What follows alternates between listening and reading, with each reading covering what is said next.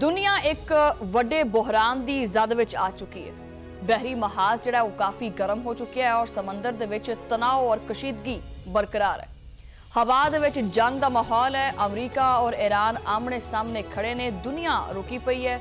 अमरीकी सदर Donald Trump का लहजा इंतहाई सख्त है। उन्होंने एक बहुत बड़ा ऐलान कर दिता है कि ईरान की बहरी नाकाबंदी जिहड़ी है वो उदों तक जारी रहेगी जदों तक असीं किसी कागज़ ते साइन नहीं कर देंगे, मुआहदा नहीं हो जाता। ये जंग के बादल काफ़ी गहरे हो गए ने, लेकिन इसी दौरान ट्रंप ने एक हैरानकुन जिहड़ा बयान है वो भी दिता है। वो कहते हैं कि ईरान तो जिहड़ा ना वो फोन शोन आया और कोई गलबात हुई है और मुज़ाकरा का जिहड़ा सिलसिला है वो भी जारी है। कि ये तूफान तो पहले दी खामोशी है या वाकई कोई मुआहदा हो जाएगा या फिर कोई नवा सियासी जिहड़ा खेड है वो खेडिया जा रहा है। हजे ये बहस जारी सी कि एक होर वड्डी खबर जिहड़ी है वो आलमी मंडी विच आई और आलमी मंडी नूं हिला के रख दिता। मुत्तहिदा अरब अमारात ने ओपेक और ओपेक प्लस से जिहड़ा हैगा उन्हां दा जिहड़ा नाता है वो तोड़ लिया। अमाराती न्यूज़ एजेंसी के मुताबिक ये फैसला जिहड़ा है वो 1 मई 2026 तो नाफज होएगा। सऊदी अरब, ईरान, इराक और कुवैत ओपेक के अहम रुकन ने।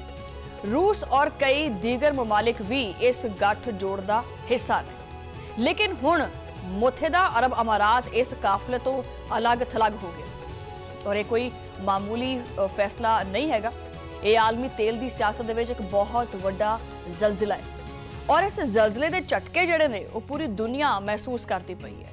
तवानाई का बुहरान हुण इन्ना ज्यादा शदीद हो गया है कि डोनाल्ड ट्रंप के ऐलान तो बाद बरतानवी खाम तेल दीयां कीमतां वो आसमान के उत्ते जाके चौंकड़ी मार के बह गई ने और वो पिछले 4 साल की बुलंद तरीन सतह ते पहुंच गई ने। ये कीमतां हुण सन 2022 तो बाद की सब तो उच्ची तरीन सतह जिहड़ी है ना वो टच करदियां पईयां।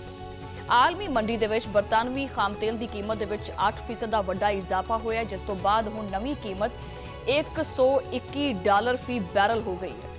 अमरीकी खाम तेल दे जिहड़ा हैगा वो भी किस तो पिछे नहीं हैगा। ਉਹਦੀ कीमत दे विच भी 7% इजाफा रिकॉर्ड किया गया, जिस तो बाद वो तकरीबन कोई $108 फी बैरल ते पहुंच गया। माहरीन मुसलसल खबरदार करते पे है कि अगर ये नाकाबंदी जारी रही तो मुज़ाकरात मजीद तातुल का शिकार रहे तो फिर कीमत मजीद बढ़ सकदियां ने। आदाद व शुमार के उत्ते नज़र पाइए तो सूरत हाल बड़ी खौफनाक डरावनी है। डर लगता है सूरत हाल नूं देख के।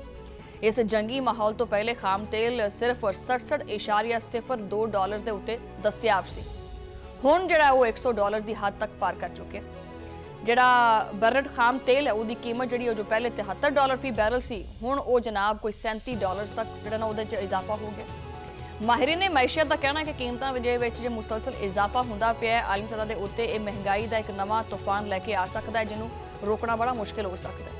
खास तौर पर वो ममालिक जो कि अपनी तवानाई की जरूरियात वास्ते सिर्फ और सिर्फ जिहड़ा दरामदी तेल है उहदे उत्ते मुनहसर हुंदे उन्हां दे तजारती खसारे दे विच गैर मामूली इजाफा हो गया और इहदा सारा बोझ वो आम बंदे ते पैंदा। दूसरे पासे ईरान ने भी काफ़ी सख्त रद्द-ए-अमल दिता है।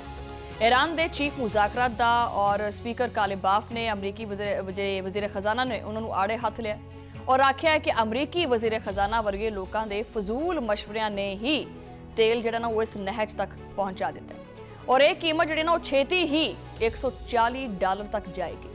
कालिबाफ ने अमरीकी दावियां का भी मजाक उड़ाते हुए आख्या कि 3 दिन लंघ गए है मगर ईरान का कोई भी जिहड़ा खूह हैगा वो खुश्क नहीं होया और अगले 30 दिन विच भी इदा नहीं होएगा। इस तो कबल अमरीका ने दावा किया कि नाकाबंदी नाल जिहड़ा ना ईरान की जिहड़ी तेल की जखीरा करने की सलाहियत है वो असीं खत्म कर देनी है, वो खत्म हो जाएगी और उन्होंने जिहड़ी उहदी पैदावार है वो रोकनी पएगी, जिस तो बाद देर पा यानी कि बहुत अरसे तक उन्होंने नुकसानात का जिहड़ा सामना करना पएगा। लेकिन ईरान ने इन्हां सारियां गल्लां नूं ही आख्या है कि चैक पर सानूं कोई फर्क नहीं पैंदा। वर्ल्ड बैंक ने खतरे की जिहड़ी घंटी है वो वजाई हुई है तो खैर मुसलसल वजाती पई है और आलमी बैंक ने खदशा जाहिर किया है कि सप्लाई चेन मुतासर होने की वजह तो तेल दीयां कीमतां 24% तक मजीद बढ़ सकदियां ने और ये सूरत हाल जिहड़ी वो पाकिस्तान वास्ते किसी वड्डे इम्तिहान तो घट नहीं होएगी। वैसे भी पाकिस्तानी अवाम पूरा साल ही इम्तिहानात देंदे रहंदे है, ये भी किसी वड्डे इम्तिहान तो घट नहीं होएगा। वज़ीर आज़म शहबाज शरीफ वादे हुए दरामदी बिल के उत्ते सख्त काफ़ी परेशान ने। मतलब इस टाइम उन्होंने परेशानी का जो जिक्र है मैं अल्फाज च कर नहीं सकती। उन्होंने दिल तो जाके पूछो, वो कहते नहीं कि मैं अपने दिल पे पत्थर रख के ये फैसले करता हूँ, ठीक है। ਇਹ ਮੁਆਸ਼ੀ ਬੋਝ ਦਾ ਜ਼ਿਕਰ ਕਰਦੇ ਹੋਏ ਵਜ਼ੀਰ ਆਜ਼ਮ ਨੇ ਦੱਸਿਆ ਕਿ ਪਾਕਿਸਤਾਨ ਦਾ ਇੱਕ ਹਫ਼ਤੇ ਦਾ ਜਿਹੜਾ ਤੇਲ ਦਾ ਬਿੱਲ ਹੈ ਨਾ ਉਹ 30 ਕਰੋੜ ਡਾਲਰ ਸੀ, ਜੋ ਕਿ ਹੁਣ ਵੱਧ ਕੇ 80 ਕਰੋੜ ਡਾਲਰ ਪਹੁੰਚ ਗਿਆ ਹੈ। ਯਾਨੀ ਸਿਰਫ ਚੰਦ ਦਿਨਾਂ ਦੇ ਵਿੱਚ ਹੀ 2.5 ਗੁਣਾ ਜ਼ਿਆਦਾ ਇਜ਼ਾਫਾ। ਤਾਹਮ ਵਜ਼ੀਰ ਆਜ਼ਮ ਨੇ ਇਹ ਵੀ ਦੱਸਿਆ ਕਿ ਇਸ ਦਬਾਅ ਦੇ ਬਾਵਜੂਦ ਪਾਕਿਸਤਾਨ ਨੇ 3.5 ਅਰਬ ਡਾਲਰ ਦੇ ਬਰੂਨੀ ਕਰਜ਼ੇ ਵਾਪਸ ਵੀ ਕਰ ਦਿੱਤੇ ਨੇ। ਵਜ਼ੀਰ ਆਜ਼ਮ ਨੇ ਐਲਾਨ ਕੀਤਾ ਹੈ ਕਿ ਜੁਮੇ ਨੂੰ ਇਹ ਸੁਣ ਲਓ, ਹੁਣ ਗੌਰ ਨਾਲ ਇਹ ਬੜੀ ਖਾਸ ਖਬਰ ਹੈ, ਜੁਮੇ ਨੂੰ ਪੈਟਰੋਲੀਅਮ ਮਸਨੂਆਤ ਦੀਆਂ ਕੀਮਤਾਂ ਦਾ ਜਿਹੜਾ ਦੁਬਾਰਾ ਤਾਇਨ ਕੀਤਾ ਜਾਏਗਾ। ਗੌਰ ਫਿਕਰ ਦੁਬਾਰਾ ਕਰਾਂਗੇ। ਅਗਰ ਪੈਟਰੋਲ ਮਹਿੰਗਾ ਹੁੰਦਾ ਹੈ ਤਾਂ ਬਿਜਲੀ, ਟਰਾਂਸਪੋਰਟ ਔਰ ਮੈਨੂਫੈਕਚਰਿੰਗ ਸਮੇਤ ਹਰ ਚੀਜ਼ ਦੀ ਲਾਗਤ ਜਿਹੜੀ ਹੈ ਉਹ ਹੱਥੋਂ ਬਾਹਰ ਚਲੀ ਜਾਏਗੀ। ਤੁਸੀਂ ਕੋਸ਼ਿਸ਼ ਕਰੋਗੇ ਫੜਨ ਦੀ, ਚੀਜ਼ ਗਾਹ ਨੂੰ ਭੱਜੇਗੀ। ਪਾਕਿਸਤਾਨ ਦੇ ਉੱਤੇ ਇਸ ਵਕਤ ਮੁਆਸ਼ੀ ਦਬਾਅ ਆਪਦੀ ਇੰਤਹਾ ਦੇ ਉੱਤੇ ਪਹੁੰਚ ਚੁੱਕਿਆ ਹੈ। ਹਾਲਾਂਕਿ ਵਜ਼ੀਰ ਆਜ਼ਮ ਦਾ ਇਹ ਕਹਿਣਾ ਹੈ ਕਿ ਇਸ ਦਬਾਅ ਦੇ ਬਾਵਜੂਦ ਪਾਕਿਸਤਾਨ ਨੇ 3.5 ਅਰਬ ਡਾਲਰ ਦੇ ਬਰੂਨੀ ਕਰਜ਼ੇ ਵਾਪਸ ਦੇ ਦਿੱਤੇ ਨੇ। ਤਾਹਮ ਅੰਦਰੂਨੀ ਮਹਾਜ਼ ਦੇ ਉੱਤੇ ਖਬਰਾਂ ਕਾਫੀ ਪਰੇਸ਼ਾਨ ਕੁਨ ਨੇ। ਹੁਕੂਮਤ ਪੈਟਰੋਲੀਅਮ ਲੀਵੀ ਦੇ ਵਿੱਚ ਮਜ਼ੀਦ ਇਜ਼ਾਫੇ ਦੇ ਉੱਤੇ ਗੌਰ ਕਰਦੀ ਪਈ ਹੈ, ਜਦਕਿ ਲੀਵੀ ਦੀ ਮੱਦ ਦੇ ਵਿੱਚ 1468 ਅਰਬ ਰੁਪਏ ਦੇ ਸਾਲਾਨਾ ਹਦਫ ਦੇ ਕਰੀਬ ਪਹੁੰਚਣ ਦੇ ਬਾਵਜੂਦ ਟੈਕਸ ਮਜ਼ੀਦ ਵਧਾਉਣ ਦਾ ਇਮਕਾਨ ਹੈਗਾ। ਮਾਹਿਰੀਨ ਕਹਿੰਦੇ ਨੇ ਕਿ ਆਲਮੀ ਕੀਮਤਾਂ ਇਸ ਤਰ੍ਹਾਂ ਬਰਕਰਾਰ ਰਹੀਆਂ ਤਾਂ ਮਈ ਦੇ ਪਹਿਲੇ ਆਸ਼ਰੇ ਦੇ ਵਿੱਚ ਪਾਕਿਸਤਾਨੀ ਆਵਾਮ ਨੂੰ ਮਹਿੰਗਾਈ ਦਾ ਇੱਕ ਬਹੁਤ ਹੀ ਸ਼ਦੀਦ ਜ਼ੋਰਦਾਰ ਝਟਕਾ ਲੱਗਣ ਵਾਲਾ ਹੈ, ਜਿਹੜਾ ਕਿ ਇਸ ਤਰ੍ਹਾਂ ਦਾ ਝਟਕਾ ਪਹਿਲੇ ਨਹੀਂ ਮਹਿਸੂਸ ਹੋਇਆ, ਹੁਣ ਲੱਗੇਗਾ। ਜ਼ਰਾਏ ਦੇ ਮੁਤਾਬਕ ਪੈਟਰੋਲੀਅਮ ਲੀਵੀ ਨੂੰ ਵਧਾਉਣ ਵਾਸਤੇ ਮੁਸ਼ਾਵਰਤ ਦਾ ਅਮਲ ਵੀ ਤੇਜ਼ੀ ਨਾਲ ਜਾਰੀ ਹੈ ਔਰ ਆਲਮੀ ਮਾਰਕੀਟ ਦੇ ਵਿੱਚ ਖਾਮ ਤੇਲ ਦੀਆਂ ਕੀਮਤਾਂ ਦੇ ਵਿੱਚ ਗੈਰ ਮਾਮੂਲੀ ਇਜ਼ਾਫੇ ਤੋਂ ਬਾਅਦ ਹੁਣ ਪਾਕਿਸਤਾਨ ਦੇ ਵਿੱਚ ਪੈਟਰੋਲ ਦੀ ਕੀਮਤ 400 ਰੁਪਏ ਫੀ ਲੀਟਰ ਦੀ ਜਿਹੜੀ ਤਾਰੀਖੀ ਸਤਹ ਹੈ ਉਹ ਅਬੂਰ ਕਰਨ ਦੇ ਉੱਤੇ ਬਿਲਕੁਲ ਤਿਆਰ ਬੈਠੀ ਹੈ।